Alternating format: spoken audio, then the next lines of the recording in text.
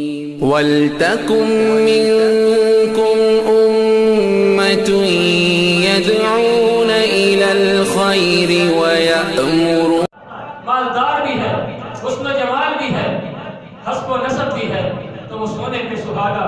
لیکن اگر دینداری نہیں، باقی ساری چیزیں ہیں، تو اس عورت کا کوئی فائدہ نہیں. وہ آپ کے گھر کے اندر آ کر آپ کے جینے کو مشکل بنا دے گی، جہنم کا ٹکڑا بنا دے گی آپ کے گھر.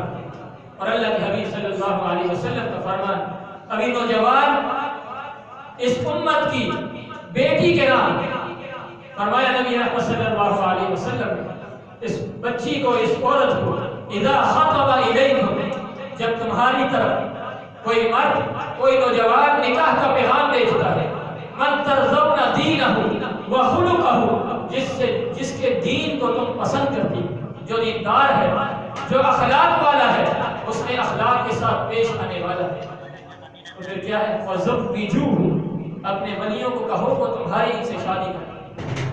یہاں پر بھی معیار کیا ہے؟ نوجوان کے لیے بھی عورت کو پسند کرنے لگے تو معیار دین ہے، عورت کے لیے بھی معیار جب وہ مرد کو پسند کرنے لگے تو دین ہے.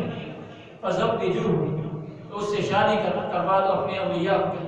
اگر ایسا نہ ہو، إِلَّا تَفْعَلُوهُ تَكُنْ فِتْنَةٌ فِي الْأَرْضِ وَفَسَادٌ عَرِيضٌ.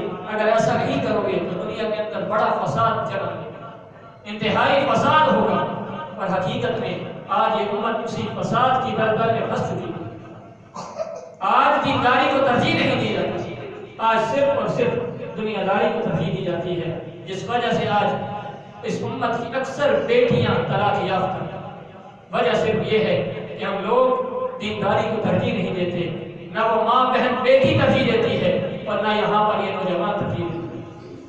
تھوڑا آگے چلتے ہیں، اللہ کے حبیب صلی اللہ علیہ وسلم کی حدیث کو سامنے رکھتے ہیں.